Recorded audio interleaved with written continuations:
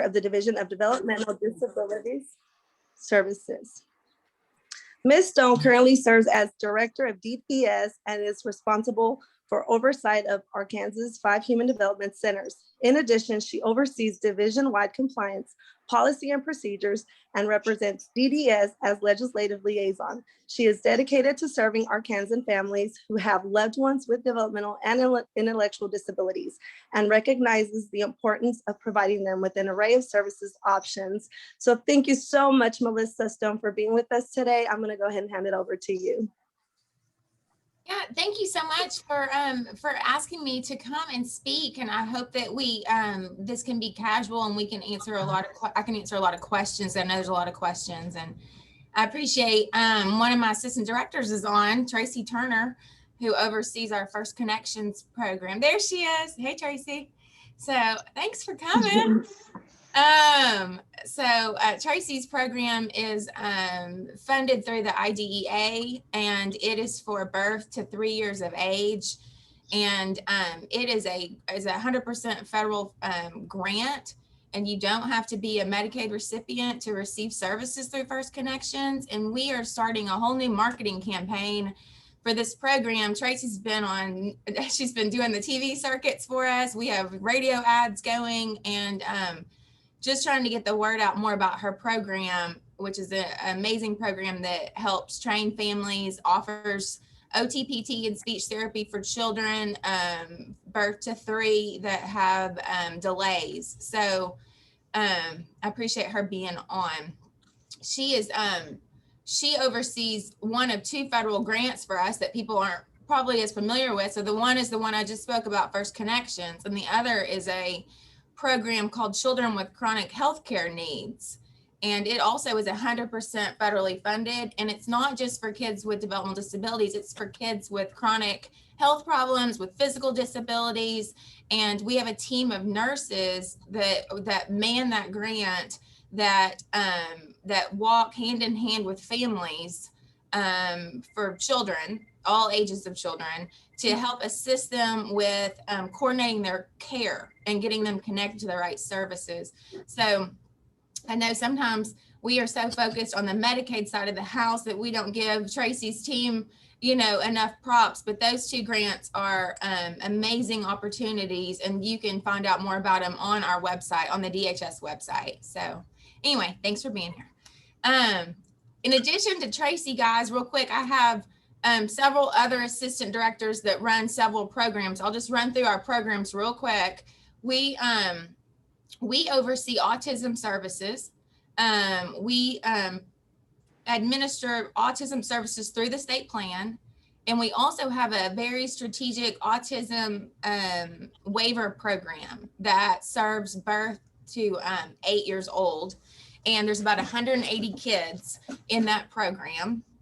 And it's a very intensive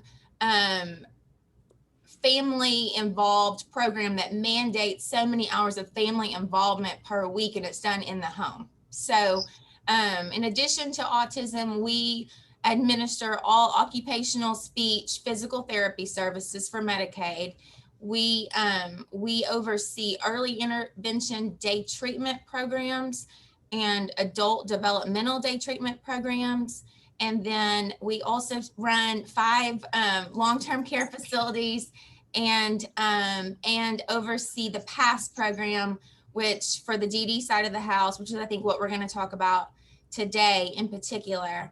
So I know that when Deanne had reached out, I get this question a lot on, just the difference between how you qualify for Medicaid and how that intertwines with particularly the PASS program, and also I think other DDS programs. So I just wanted to start, if y'all are open to the idea of just kind of running through how one becomes eligible for Medicaid in itself, right? Because there's a very different way to qualify for Medicaid and then qualify for a program. So we have so many ways that you can qualify for Medicaid.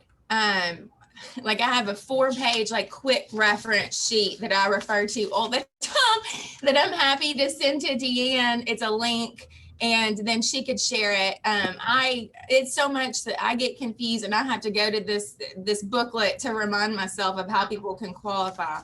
But the majority of the clients that we serve over at Developmental Disabilities, they qualify for Medicaid based on Social Security. So SSI is one of the ways that you can qualify for Medicaid. And then, of course, Tephra is a big one for us, right? And the Tephra is a way that you qualify for Medicaid. And just for you guys not real familiar with Tephra is a waiver program that we applied for years and years ago with the federal government that says we would like a way to qualify children for Medicaid whose family household income is over the Medicaid federal poverty level, right? So that's why you as a family, without Tephra, make too much money as a household, because it looks at your whole household, not the child's income, to qualify for Medicaid. So Tephra is a way where if you have developmental disabilities or delays, that you can qualify by basically you're doing a copay to us, right? You are paying every month based on your income to be eligible for Medicaid. So a lot when the confusion around that comes up a lot of, if I'm in this program, do I need to keep paying for Tephra, right? Well, yes, Tephra is the way that you qualify for Medicaid. If your child was not on Tephra, you would not have any Medicaid coverage at all. So that is the difference. That is the way that you become eligible for a service package. All right. So we talked about SSI, we talked about Tephra. Our kids A and B are also ways you can qualify for Medicaid if you meet the financial structure around those two programs with your family dynamic. We have a lot of children that we serve at DDS that are on our kids A and our kids B.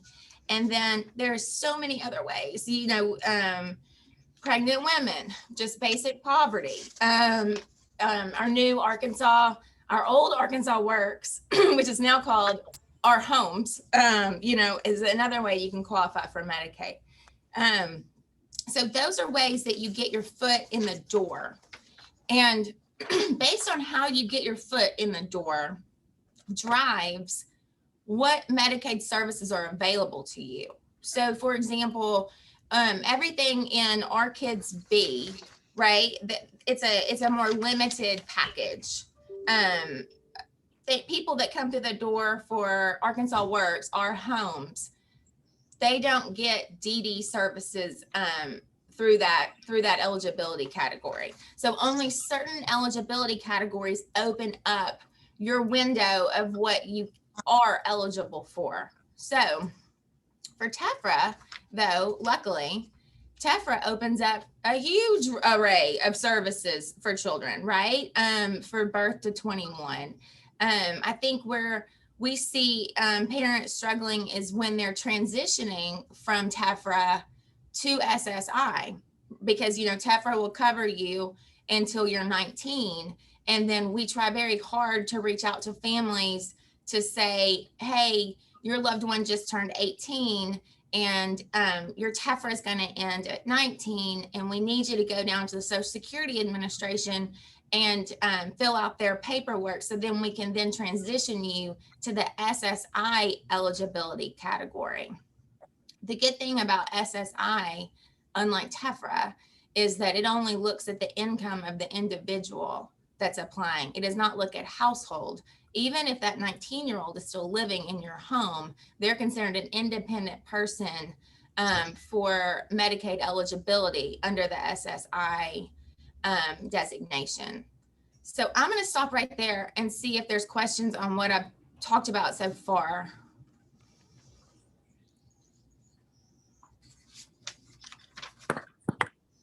I have a question, Melissa. I get calls about families that are on AR Kids and they are reaching limits on certain coverage. And I try to explain that their child with Down syndrome, they really, and the last call I got, both parents were on Medicaid. I said, well, let's get you on Tephra. You probably won't have a copay, but you'll have more services for your child. Her hearing, they're having trouble with the baby's hearing, and they've reached their limit. Is there a place that you can see the difference in programs and the limits in care?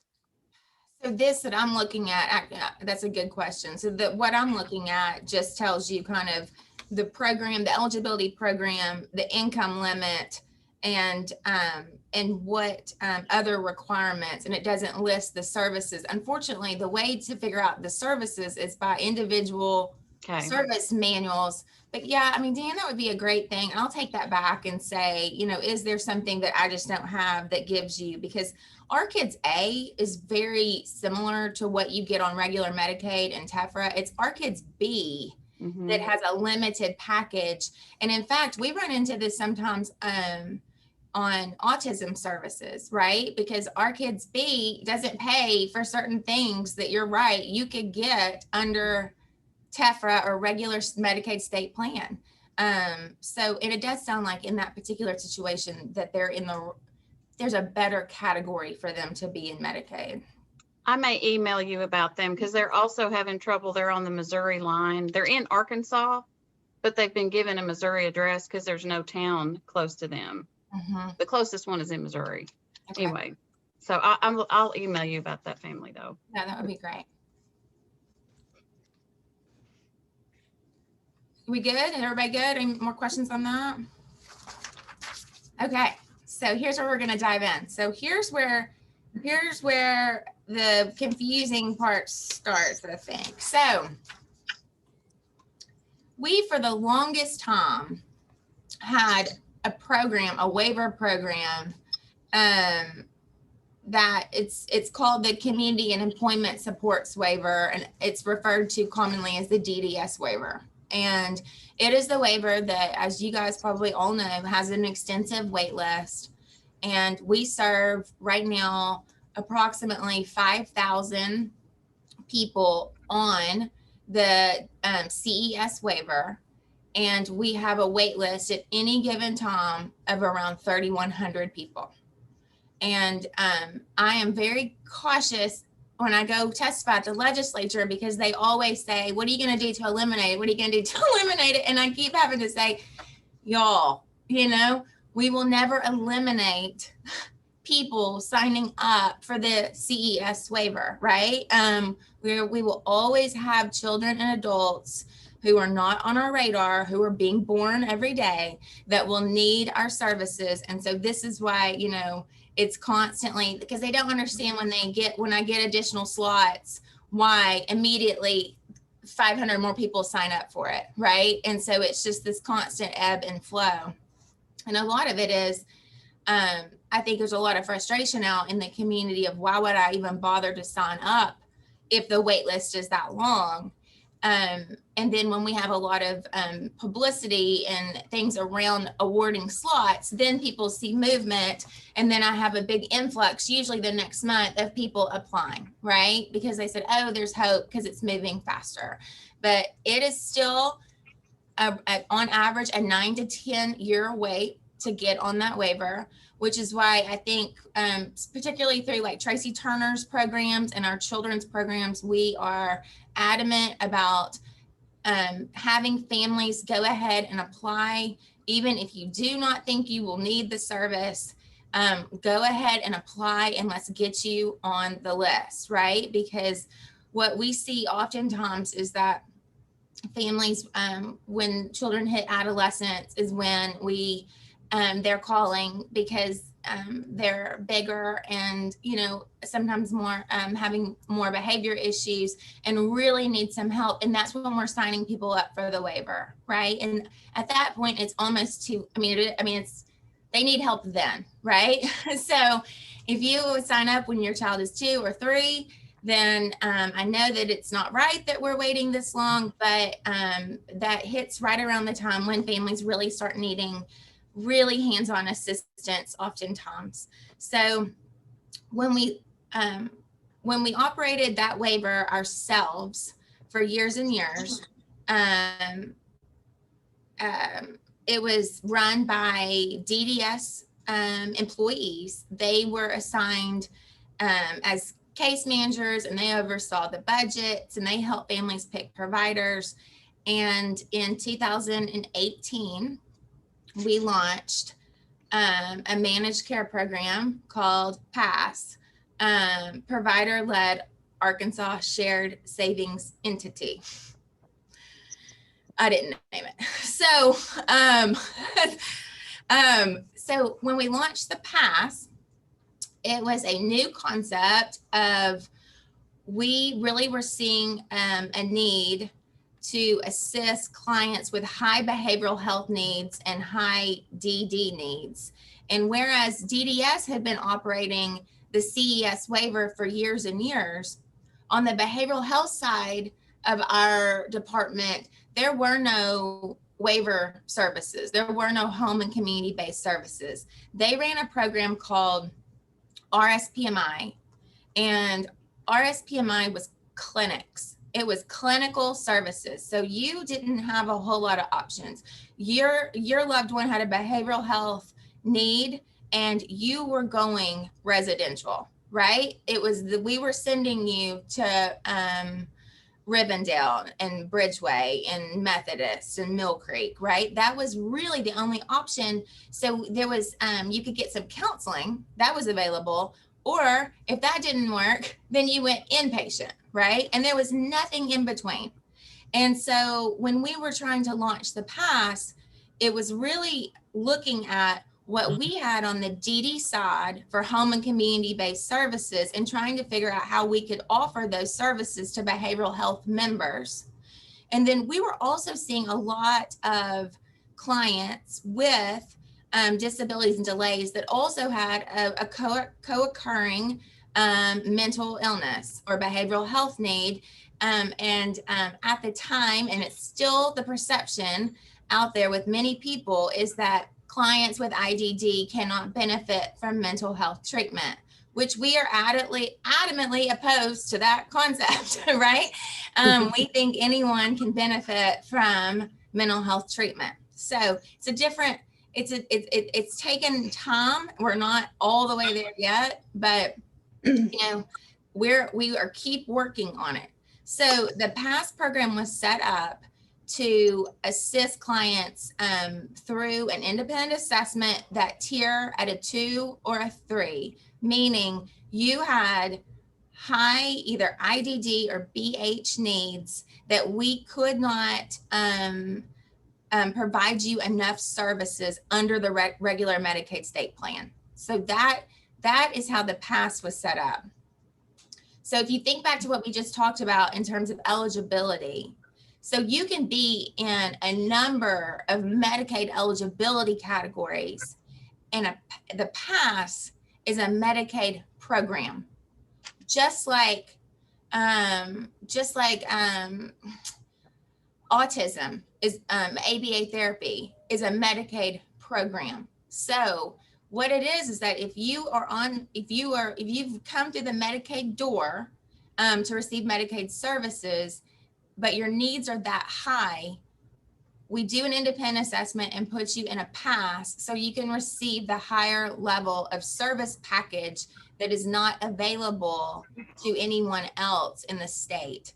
So for example, if I was on Medicaid, I could not get any of the services available under the PASS, right? So if a provider goes out to bill them, they get a denial, they're restricted, those services just are completely unavailable. So that is why I think, I know the PASS gets a bad rap, and I know there's problems that we're still working through, but that program actually opens the door to a huge array of services that are based on functional need.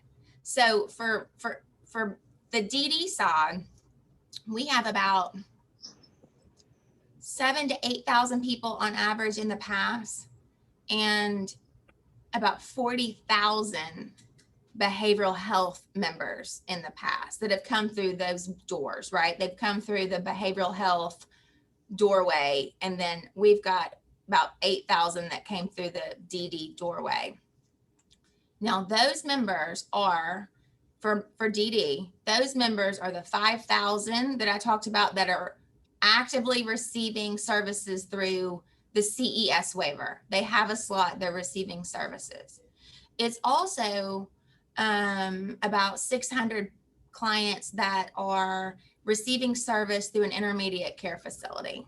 So if you're in an intermediate care facility that's private, that's not a state run, it's not one of my human development centers. If you're in a private intermediate care facility, then you are in a PASS.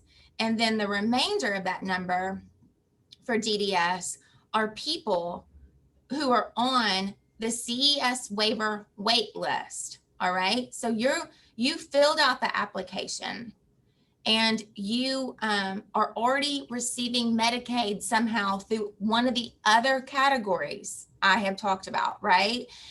So you're already on Medicaid and you're signed up and you've been accepted and you've been put on the wait list. There's about 2,000 people in that situation that are currently in a PASS. So they're in a PASS with an assigned care coordinator to help coordinate their service. And with the goal being that we can get to the point where we can open up an interim service package through the PASS while people wait. And I get a lot of questions about why haven't you done that, right? You've been talking about an interim service package for 3 years. Why have you not done it? We have the rate.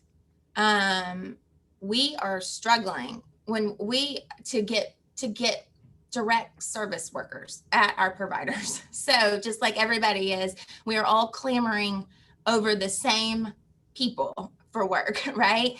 And so what's happening, just to, tell you kind of real world where we are, we added 600 slots, regular slots to the waiver last December. And we funded it through a new funding stream. So the PASS has to pay a tax to be a licensed insurance company in the state of Arkansas. We use that money that they paid to do business here. It's brand new money, so we didn't have to take it from any other program. And we took $15 million and added slots to the CES waiver in December.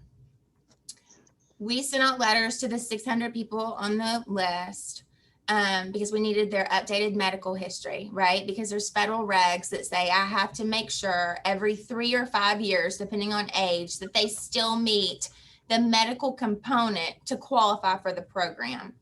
And we don't make families do that while they wait, because I think that's just throwing salt in a wound. Why would I make y'all go through updating paperwork to wait on a wait list for that long? So it's a lot of work, thinking that it's been 10 years since some of those families have had any kind of updated testing done since they signed up for the wait list. So we spend a lot of time trying to work with families to have all of that stuff updated so that we can legally, tell the federal government they have qualified, this is the testing documents, and give a slot. So like I said, we received 600 regular slots in December. We've been working to fill them. We're working right now with 262 families. We're trying to do this strategically in bulks. And out of those 262, I think at this point, 14 of those families actually have a provider and are getting service.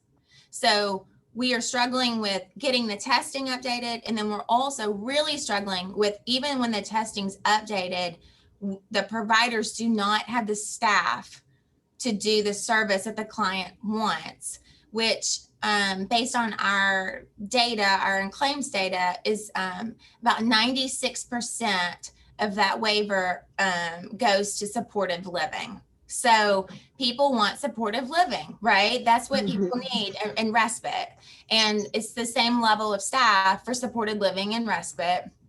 And that's the same level of staff, guys, that I'm trying to hire and put through CNA school to work at one of my ICFs. It's the same staff that honestly, that, all of the behavioral health, aging, and physically disabled and DD providers are trying to hire out in the community, and so we're just all really struggling. So what we've been focused on the last couple of weeks is President Biden had signed into law the American Rescue Plan Act that allows us to use, they will give us additional federal money for enhancing or expanding our home and community-based programs. And so we have a whole work group right now working on, it's one-time money. So I can't do it for like this huge ongoing rate increase, right? Unfortunately, but we can use it for things like signing bonuses, retention bonuses, bonuses if you've been vaccinated, bonuses if you've told a friend and they come to work, right? And so that's what we're outlining right now, is really focused on how can we use this extra federal money to help recruit and retain our workforce so that we can rebuild it. Because when I was looking at my own workforce issues, and I'm competing really with Target. I'm competing with that are paying $17 an hour, and it's much easier work. I mean, so until we can get maintain and keep some staff, the whole point of this long drawn out ramble is I don't want to implement. I think it's negligent to implement an interim service package when I know 96% of the people want supported living, and then I can't give it to them. So what we don't want to do is give someone a slot and they are so thankful, and then a year and a half passes until we can finally start service.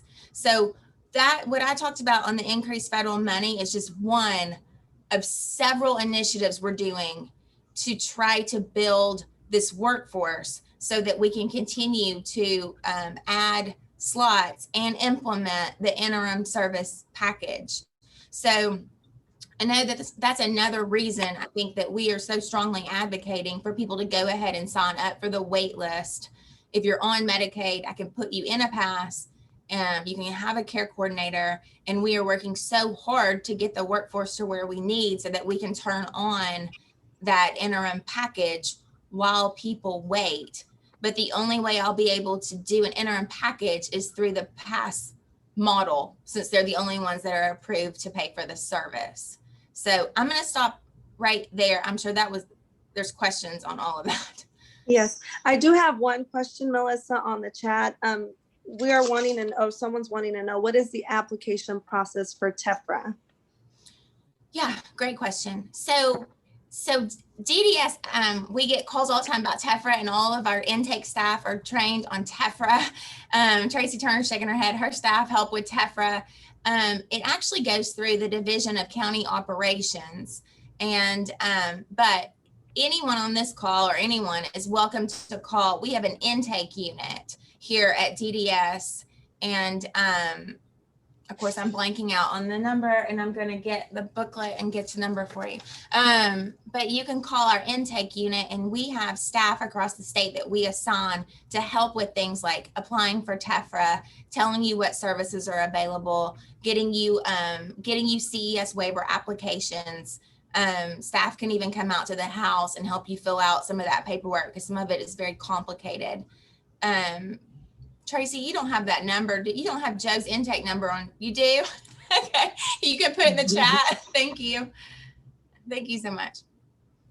That's all y'all need is the wrong phone number for me. I'll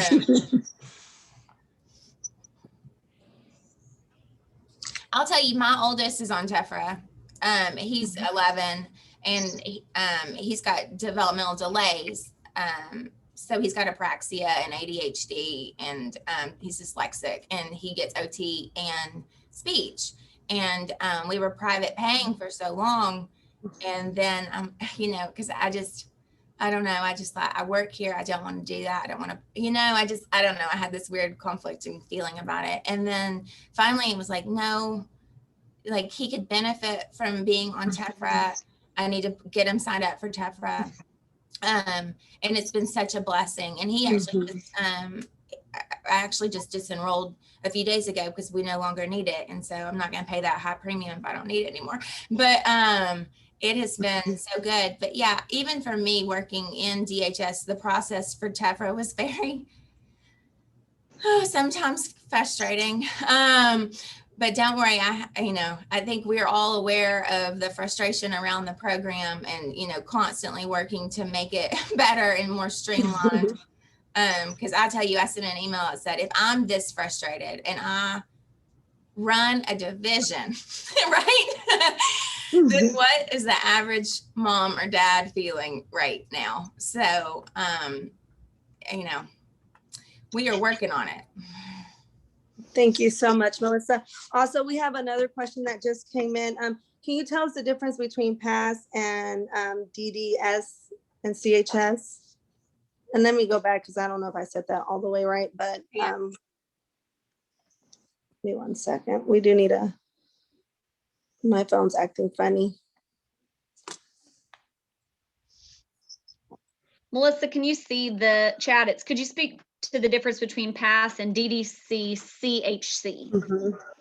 There you go. Oh, yeah, sure. Okay.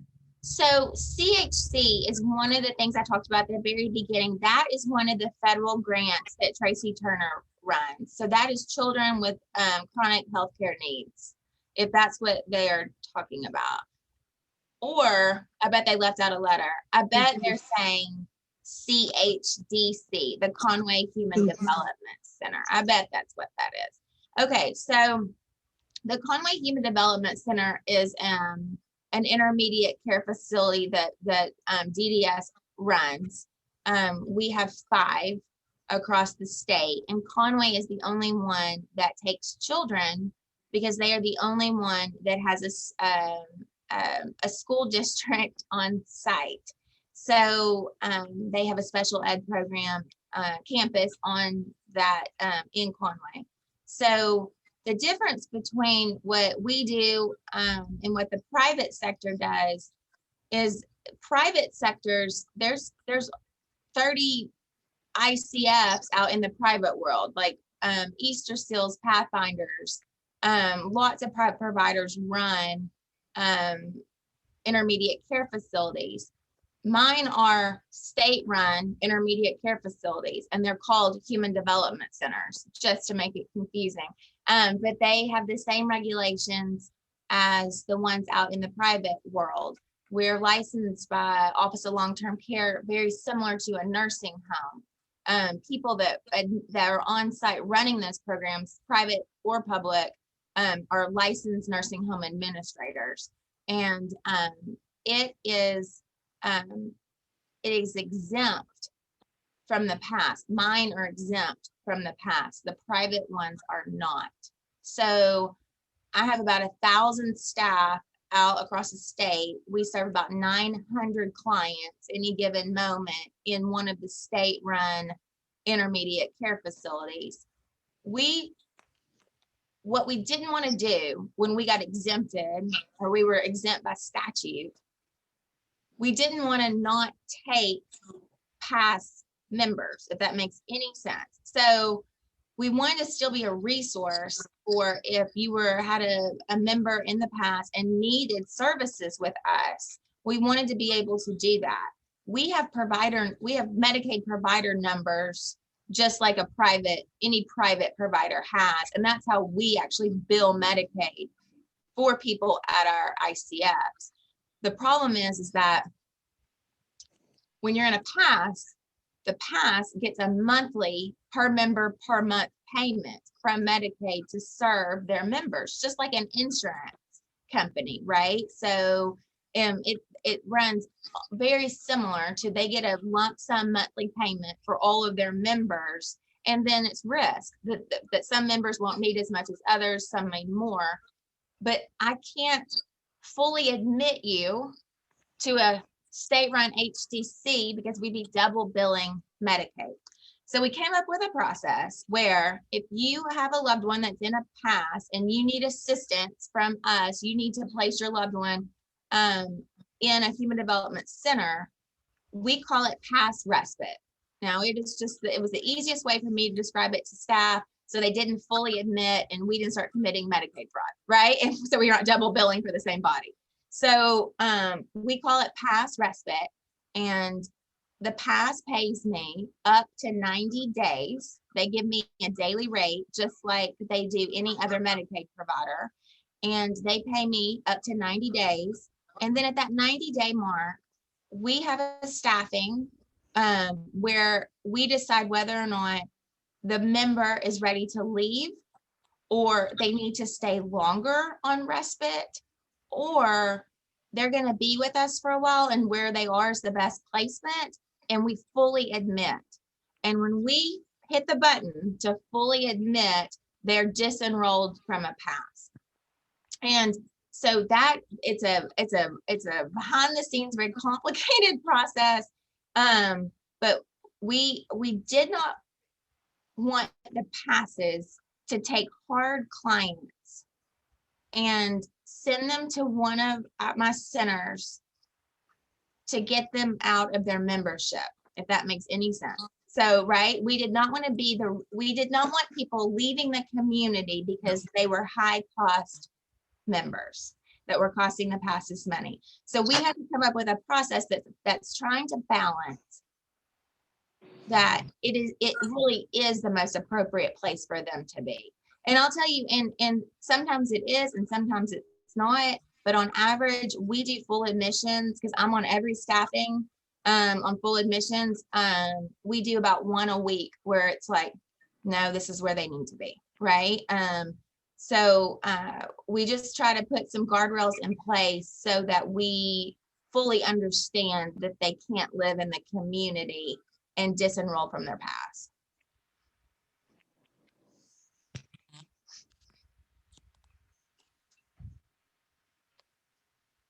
Okay. Thank you so much, Melissa. I do have now one of our participants is asking, she was speaking about CHC, and so she's wanting to know, how would a family decide to apply for either PASS or CHC? Bless her heart, that she just got a bunch of stuff from me that she didn't need. Lord. Okay, well, for anybody else interested in the human development centers, I hope that was helpful. But for CHC, so Tracy Turner is your lady right here on the screen below my head that runs CHC. So you can call the intake number that Tracy posted, and that routes to her staff. So when you call that number and say, I want to be a part of CHC, it gets transferred to one of Tracy's staff members, and they'll walk you through the application process. Melissa, I'll ask, because I get this a lot. For folks, I mean, to the point on sign up for waiver early if you need it, is there a website or is there a form that would be good to say, this is kind of criteria on what we think if my child will need it? I mean, I know it's kind of like, well, will they be able to live independently? Can they do self-care, their medical needs? But is there kind of an elevator speech on those that would be eligible for CES waiver? You know? Yeah, well, I think yes, and I would have to check, Courtney, to see if we put the application online. We've been working to do an online application, and you would think, but my God, state government, I mean, that's like an act of God to get stuff like that done. But we at least need to have the application posted, and I think we do, but I'll double check. But I think my elevator speech when I run into people that, you know, ask about the program is, you know, you have to have a categorically qualifying diagnosis, right? Of epilepsy, seizure disorder, autism, Down syndrome, cerebral palsy, or an intellectual disability that's similar, that, you know, affects your daily living skills. So in addition to a diagnosis, then we need, we're looking for, are there 2 ADL deficits? And that's why, Courtney, I encourage people like to go ahead and just sign up, because, or at least try to start the process. And my staff can walk through, if you call and give some information about your loved one, they know so much about it at this point that they can say, I don't know, I don't think that's going to get you there, right? And so let's not do this. And so they can answer questions like that. But definitely with one of those diagnoses, go ahead and apply, right? And just because your child is not showing the need at the time, like I said, does not mean that they will not have the need when the slot becomes available. Okay, and then we do have a few more questions coming in, Melissa. So if, is it possible to sign up a baby as soon as they leave the hospital for Tephra if they have Down syndrome? And then I have another comment of a participant who is saying that it says, I have a student with Down syndrome that lost all her Medicaid services at 19. Someone needs to help her. So mom has talked to many people at DHS and she needs help real fast. Okay, if you will email me, the young lady that's 19, her name and date of birth, then we can have someone reach out, and a contact number, we can have someone reach out. And my email is, it's melissa.stone@dhs.arkansas, all spelled out, .gov. Yeah, we can have someone call. And as far as I'm sorry, as far as signing up or signing for Tephra as soon as you leave the hospital, if a child has a diagnosis, is that doable? Is that possible? Tracy Turner probably would know this better than I would. You should be able to have social work come help you. I mean, typically that's what happens wherever you had your child, if you know diagnosis before they leave the hospital. And if not, they're going to be going to children's or your pediatrician. Well, this is Leslie Faulkner. So I keep seeing more and more people throughout the years that they have no idea about Tephra. And I'm like, how did your child leave the hospital? Like my daughter was on it as we left. She was on it, ready to go. I mean, we were there 6 weeks right after birth, but some children, I mean, they're like 5 years old. They have no idea what Tephra is. They're on just regular Medicaid. And I mean, is there something that we can have the hospital say, we got to get this kid, we know that this child has Downs. Let's get them on it. And when they don't even know what it is, it's hard to ask for something when you don't know it's available. Right. Ashley, as part of our campaign, as Melissa was saying earlier, to make people more aware about the First Connections programs and other programs within DHS, we are pushing information and resources out to all of our referral sources, and hospitals is one of them. And we will really work on our initiative with our hospitals and our social workers, and try to let them know about our program, and also let them know about other resources within the agency that families can tap into. So I'll make a special note of that, but as part of our campaign, we are really pushing to reach all of our referral sources. And as part of that, hospitals are one of our main referral sources. Yeah, and just to piggyback on that, so, we embed staff at hospitals to do Medicaid eligibility, and we just switched over to a DCO, Division of County Operations, which I said is kind of in charge of Medicaid eligibility. They're the ones that run all the county offices out across the state, that when people can come in and sign up for Medicaid or SNAP or T, they just launched a brand new online Medicaid eligibility program called ARIES, ARIES. We were operating off of some old systems, 2 systems. So and the ARIES just launched, and the program you can sign up for Medicaid now on your phone. It's much more in this century, right, on how people do business. And it populates for you when you answer the questions. It populates for you the right Medicaid category, if that makes sense. So you would just go in and start filling it out, and then do like the branching logic. It'll take you to the next screen.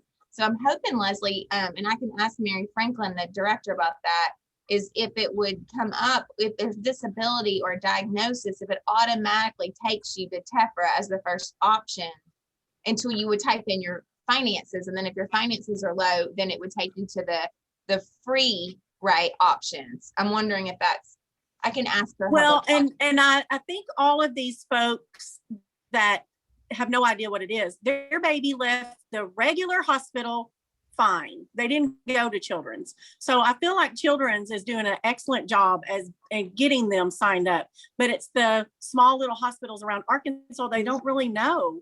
And they just say, oh, it's Medicaid, and that's it. They just put them on Medicaid. And I know they're trying, but how can we get the word out to these little hospitals that are delivering babies and the babies are going home fine? Yeah, You well, I'm know? glad Tracy's on here because both of those federal grants she runs, the CHC grant and the First Connections, part of what's written in those grant proposals is getting, blanking on the word, but getting the word out, right, about what we Outreach. do. Outreach. Thank you. Outreach. Outreach, particularly to medical professionals like PCPs and hospitals. And you're right, Children's is so used to it, but like I had a baby at Baptist, Yeah. I don't know if they would have talked to me about that, right? And you're right, if your Right. private insurance paid for your birth, they're not even thinking Medicaid's an option. I mean, but Tephra is an option. I mean, so no, it's a good point, and we'll make sure that we get that worked in and start doing more outreach to hospitals. Also, Sarah, if you would please email me, I want to work with you and our adult intake department on the issues that you've outlined here in your concern. If you'll email me so that I can work with you on, I'm not sure who you received care coordination from. If it was our staff, I will work with you.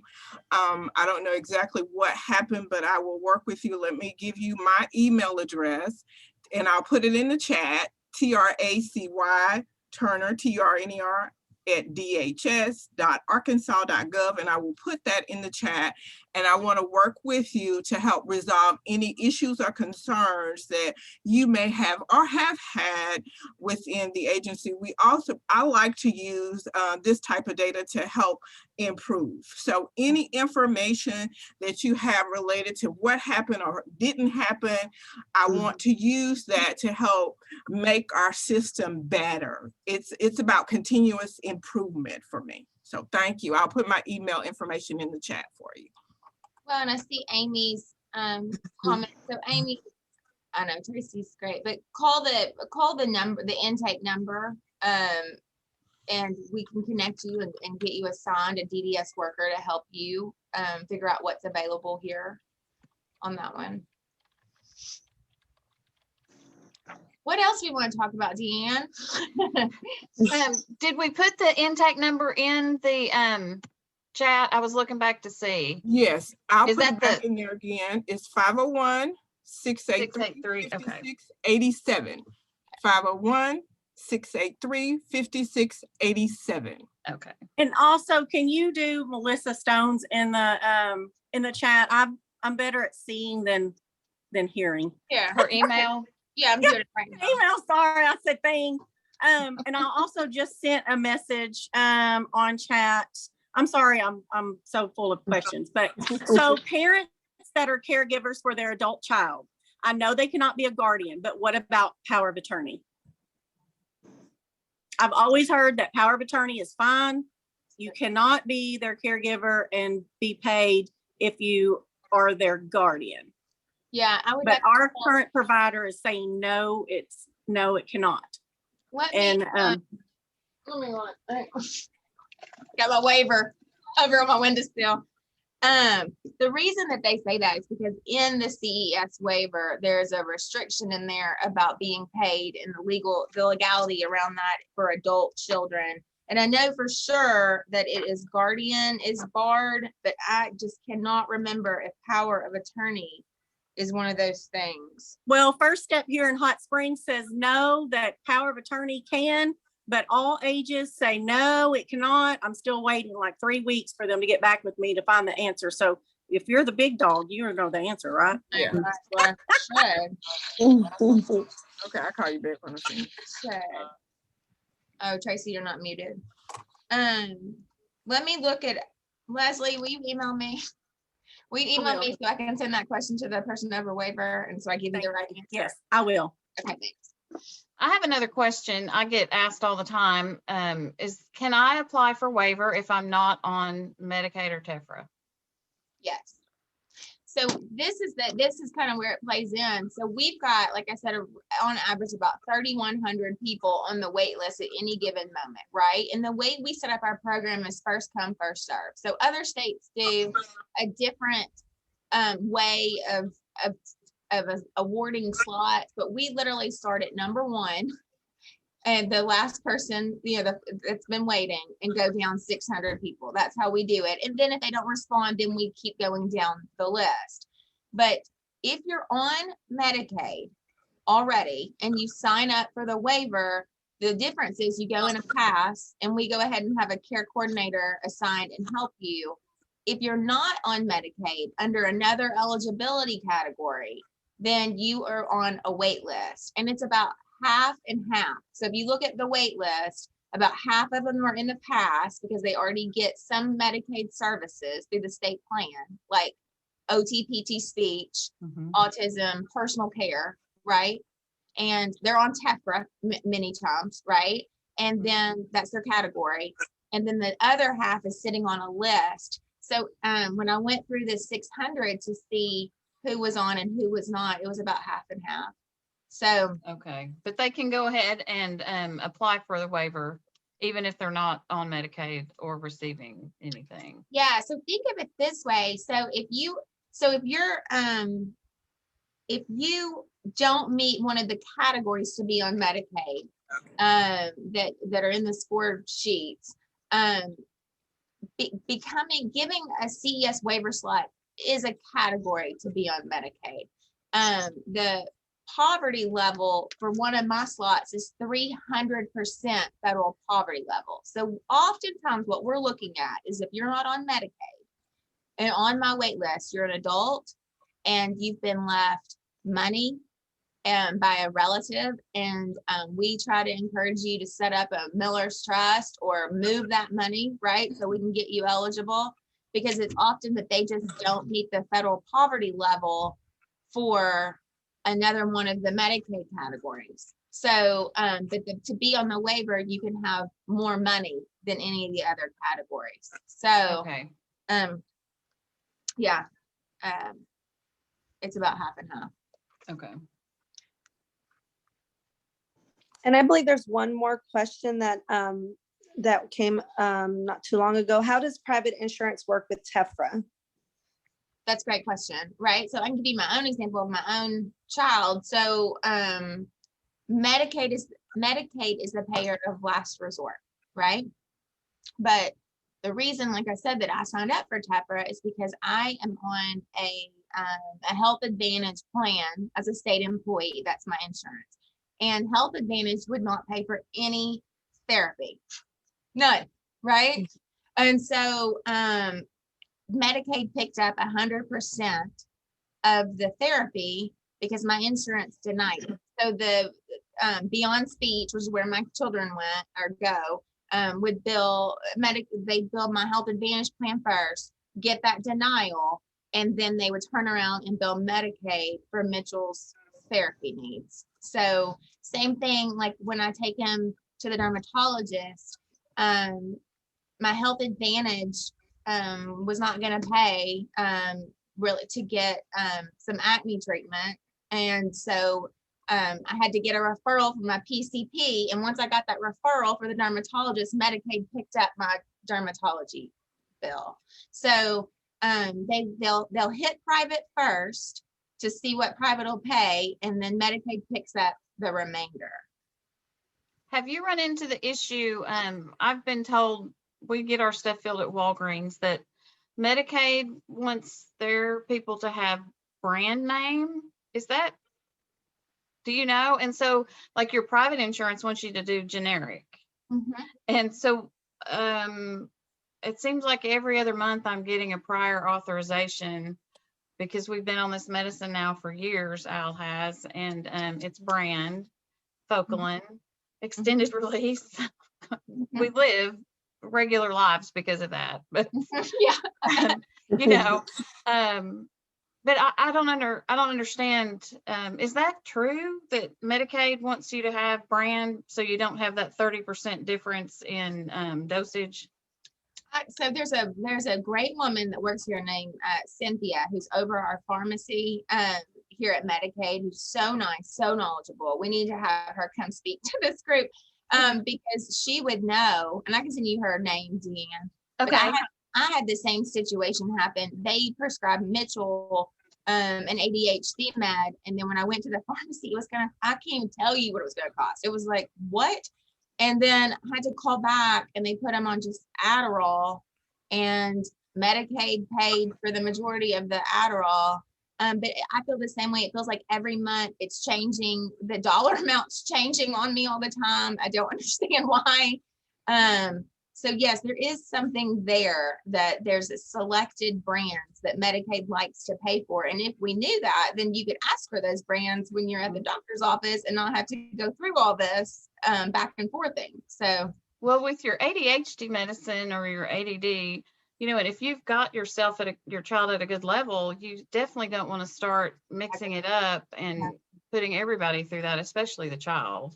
yes, yeah, that medicine, I know he was on several, and some of them he just cried when he came off of it. You know, I have a question. Worked. I have a question. I'm a caregiver for my son who's 38 years old, and we're in the process of transitioning from SSI to Social Security disability for him. And I was wondering how that's going to work with the insurance. Because I know my husband has to pay a supplemental. So for Clay to have Medicare on top of his Medicaid for insurance, are we going to have to pay a supplemental out of his new amount that he's getting in his monthly check through SSD? How is that going to work? So there's a lot of different Medicare plans and how they interact with Medicaid. If you'll email me, I can get you an answer with your certain situation. But Okay. Normally Medicare works like private, where we bill Medicare first, right? And then Medicaid picks up the remainder. But on the supplemental question, I'll just need a little bit more information. Okay. Well, I was just curious. He's going to have to pay that insurance out of his Medicaid, his Medicare check. Okay. No. Is that how that works? Or does DHS provide him with more insurance? With like an offset. You have to send me the examples. I'm gonna have to get someone smarter than me on this to help me answer. Okay. Okay. All right. All right, so it is 12 o'clock. We're about to end this webinar. So a big thank you to Melissa Stone, who has clarified a lot of our questions and has made this, has simplified the process. We do appreciate you being here. Your time is very valuable. Thank you, Jessica Nichols, for setting up the webinar, for the emails, the reminders, Deanne Hunt, for all of your collaboration. Thank you, Courtney Leach, for having such a heart for children and families.